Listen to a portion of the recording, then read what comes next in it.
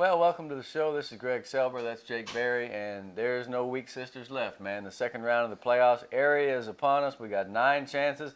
There's a chance that we could end up with only one team left because only one game matches Valley teams. First off, before we get to the matchup, surprises from the first week of the playoffs. Well, I think we'd be remiss if we didn't mention it right away. Memorial struggling against Laredo United South. We thought Memorial, there's no way they were going to come in and have a Del Rio-like game, and it looked like that way. They went up 7-0, went down 21-7, had a punt blocked. I mean, but since the kid, also known as Trevor Spates, see, I called him Ernie Nevers a couple of weeks ago. Now he's Sammy Baugh. And we'll talk about him as we go because if it hadn't been for that great athlete, they would have lost again. Yeah. They did not. And so they've got the monkey off their back. They're moving on to the second round, and it's going to be one of the greatest games in recent years. That's a surprise, the fact that they struggled. How about Ed Couch? Ed Couch also. I mean, I think everybody, and I had heard that Roma's line was, bigger. Ed Couch's line, Ed Couch's defensive line was smaller, and they were going to get pushed around. And Ed Couch, Chelsea, Segura, that whole team. And by the way, Aguinaga got cleared today. Oh, wow. So we'll see what happens with that. Surely he can help in some way, but having Tay Valdez was back, coming back helped. Ed Couch got its weapons back, and it just exploded. Roma hadn't given up more than 28 points all year, man. They gave up 50, so that was a surprise. Not that Ed Couch won, but that they really dominated. Oh, man, they did. Other surprises to me, Donna losing at home to Mission Vets. Now, Vets is a good squad. We saw that against Vela. Donna now 0-7, the last 7 playoff trips since 2007. I feel like that was an upset because they played at home, and I really felt strong that team was going to win. Yeah, I think it's a changing of the guard as far as our key players for next year because, we've got Kai Money, sophomore, and now we have little Gilpin, Landry Gilpin. Oh, man, that guy, 293 yards. I thought another surprise was Weslaco. Not that the Panthers were able to defeat Los Fresnos and get revenge for a couple of years back, but that they won in such convincing fashion, 49-28. That defense really put it on Los Fresnos. Yeah, you thought it was going to be a nip-and-tuck game, but Weslaco pulled away, which they've done pretty much in every game this season, even the tough games, minus Harlingen and what was it, Corpus, King. Yeah, but for the most part, their defense stepped up in the second half, and they just allowed the offense to stretch the lead. I'll tell you what, Ortega's had a great season. He could be the All-Valley quarterback. They forced him into making some mistakes that were relatively uncharacteristic. Yes. So those are some of the surprises. I hate to say it, but it was not a surprise that only 1 out of 8 teams got out. In the sub-5As, it was Lafayette that scored a season-high 67. In fact, they needed it. Yeah, I'm having a hard time remembering the last time the Lions scored more than that. That's not a program high, because surely back in the salad days of the 40s and the 70s, they scored more. I'll have to look that up. But the Lions make it out. None of the other sub-5As made it. Yeah, and I think it was what we thought. Yoakum, although they, the teams were better than the records indicated. We had a shot, but we didn't come through. And you know what? Hey, we took our chance, and we did our best, and that's the way it works. I was hoping for a couple. Yeah. Leifer was up. Leifer came back, and they almost made it. And we got to send a special shout-out to Gruya because they took Gonzalez to the wire. Man, they played better than any of those teams that lost. Yeah, and Gonzalez took a big lead right away, and Gruya fought back. Gruya fought back and made it a game. And you got to give it up to Abel and his coaching staff and the kids. We talked about it last week that's a team that will scrap with you, and they haven't gotten blown out all year. And, man, I wish they'd have pushed through, but it's only Lafayette. So let's go on and start the mix here, man. Yeah. The second round of the playoffs is always special. And before we get started, what I'd like to say is that I think that the key is not so much physical in the second round, but it's emotional and mental. The kids must be focused. They must be ready to play because against the better teams like this, once you start poorly, you're done. Yeah, and don't start blaming it on the refs. Kids, you got to know that right away. You can't start doing it. We have this bad thing down here where it becomes racial. It becomes something, it becomes, look, the refs are going to ref. You're going to play. You play through the calls, and you just, you can't have those unsportsmanlike. We saw some unsportsmanlikes that cost some clubs. Yeah. I'll tell you this. There's always going to be a point in time when you're in the danger zone. When you get a call you don't think goes your way, okay, you can emote, but you got to instantly react to the positive. You got to move on past it because that can keep you from doing what you need to do. Yeah, man up, and you got another play. Yeah, absolutely. All right, well, let's start it off here with, by my mind, and a rematch from 2012 and 13. Memorial at Harlingen on Friday night is going to be a fantastic football game.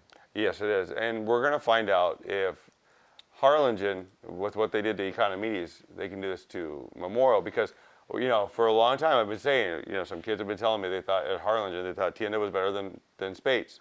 We're going to find out if Memorial is going to have that low that they had against Laredo United South, or if they're going to man up and play like we know they can play. Well, they need to, because Harlingen has shut out teams in 11 quarters out of 12 coming in, and they're playing good football. Castro was 9 out of 13. They got a punt block. They got all kinds of things. They beat an Economides team that's better than that, and they made them look bad. And that's the thing about Harlingen. They're aggressive, and they're fast, and they can get on a roll and make you look bad. I don't see that happening against Memorial. I think it's going to be a slugfest from the word go. Yeah, and one thing, if you want to look at it, Harlingen played Mac High.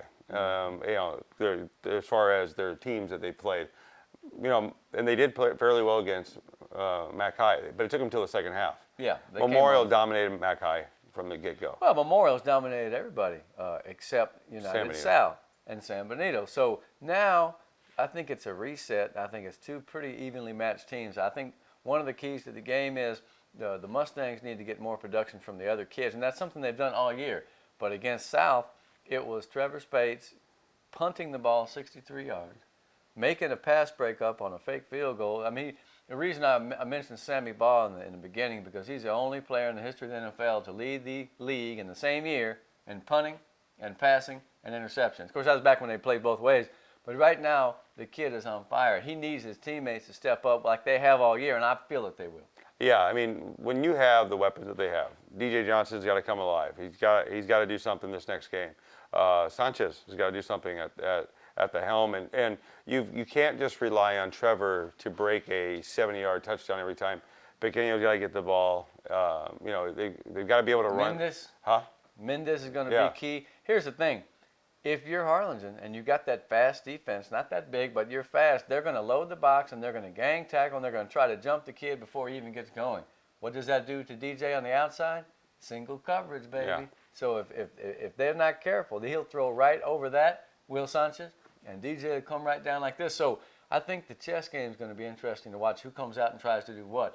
I like Harlingen's chances playing at home. I still feel Memorial is the best team in the Valley, but after last week, they got to just kind of regroup and play their best football, because Harlingen is fully capable of beating them. Yeah, and they're explosive. I mean, and the thing about Memorial is they're going to have to play against another great running back in Tienda. And remember, they didn't fare too well against San Benito, so they gave up some yards. Yes, they did. And I think Harlingen, look, you look at the schedule. Okay, they lost to Reagan, who, by the way, lost to Smithson Valley. So I'm looking at Smithson Valley in the third round, and of course, they're a 3-loss team, but they're still very good enough to beat Reagan. I think Harlingen, and the only other thing was they lost to San Benito by a point. That could have gone either way. So Memorial's number 1. They're undefeated, but Harlingen's really close. I think the teams are commensurate in talent. Who will play the best on that given night? I'm looking for just a banner evening. And it's at Bogus. Banner evening in Harlingen, where many great games have been played. And like I said, Harlingen beat Memorial twice in the playoffs. Then they ended up losing to Sharyland both times. Yeah. So we will see what happens. But to me, that's a can't-miss game. And I'm sure that the tickets are going to go fast, so you better get on with it. Yeah. All right, now, so Weslaco and United. United took out their opponent from our district, and 36A was 1-3. Memorial barely got by, and so we kind of had a feeling that might be the case. Palmview scored pretty well against Del Rio, but Lincoln was overmatched against United. Hey, you know what? They're both in the playoffs. They can build on that. They should be excited. I mean, you lost, but you know what? A lot of teams packed it in last week, not this week. So Weslaco and United, after the way the Panthers handled Los Fresnos, I feel like they can compete with United. And they've done it before. They've played them a couple times in the playoffs. Yeah, and remember, they played PSJ North, who is a pass-oriented team, shut them down. They played against some good teams this year. I really think that United is not, they haven't seen a team like Weslaco, because, Weslaco is going to control ball tempo. Right. They can pass. It's not the 3 out of 3, Desi. Yeah. 3 out of 3 and major free. 3 touchdowns. Yeah, and here's the thing: they've got a lot of weapons, but their defense is stout. They got good young defense that likes to hit. Laredo United gives up points. Yeah, they do. And they're going to have to put up points to beat this team. They will. They'll score and they'll give up. So who gets ahead first? Because if you get behind, Weslaco doesn't like to play from behind, but they did against Los Fresnos. They were down 7. They did fine. I think it's a very sound Weslaco team that has a chance to win its 10th game of the year. I think this would be the 3rd time that Coach Tony has managed to win 10. It's a successful franchise, man. Yeah. They're used to being in these games. Of course, it was United that beat them last year, wasn't it? Yes. Second round, 40-28. I feel like United's probably a little bit of a favorite. They lost a game to Clemens, 55-43. Then they lost to LBJ in that upset over in that district. Other than that, they're pretty tough, man. They're not quite as good as the teams that went 3 and 4 deep of old, but they're still quality. To me, that's a pretty even matchup. Yeah. Now, who does the winner get? Probably Judson, and that's almost an end of the line game. Yeah. Because Judson's been in the top 10. Judson plays O'Connor, and I think they're going to handle them. So it'll be Judson in the third round, and it's not the Judson of old, but it's still a very good team. Been in the state top 10. They went back and forth with Steele. So not that I'm saying the winner loses the game, but the winner is up against a big hill. Yeah, it's going to be a monster game, too. I mean, the best matchup for us is Harlingen and McAllen Memorial. Harlingen and McAllen Memorial. Gosh, I tell you, man. Play Smithson Valley, next round. I mean, and remember, Smithson Valley, they came up in class. They're not as good as they were, but obviously good enough to beat Reagan. I know the Cardinals were thinking, maybe we can play Reagan again. Well, Reagan's done. Yeah. By district casualty. I made that mistake this weekend. I assumed that Reagan won, and oops. Well, I'll tell you what, you never know. You never know. Let's talk about San Benito and Alexander. Alexander handled McAllen. McGowan did break the record for rushing yards in the season. Mike De La Fuente, whom I saw play, was a great back. McGowan's been a great back as well. McAllen, they never did really get going this year. They did all right. They played a tough schedule. They made the playoffs, but Alexander took them out pretty good. Does that mean that Alexander at only 5-6 now is a pretty fair opponent for San Benito? Because I see San Benito as a favorite. No, I think they're the favorite. I think that Mackay was very one-dimensional. They also lost Moya in that towards ACL, MCL, I think. Is that right? Yeah. So they were very one-dimensional, and that's the thing. You can't be one-dimensional when you're playing against in the playoffs because they're there for a reason. Yeah, and they will exploit you. Yes. And they will take away the thing that you have if they can. And if they do, you lose. Yeah. So if you're multidimensional, if you got a bunch of kids who can do it, that's why I like San Benito. Because if you concentrate on Gaitan, who by the way went over 1,000 yards rushing, kid has had a tremendous season. Then they got Alvarez. Yeah. And they got Madrano on the outside. And they got Moreno on defense. They got a good team, man. San Benito's tough. Yeah, I think San Benito's the favorite in this one. I probably put them up 7. I was about to say 7 points sounds good to me. Greyhounds have won 6 in a row. They had a ton of yards rushing. In the district, by district, they took out PSJ North. They manhandled them pretty good, 35-7. PSJ North again. They had a good season.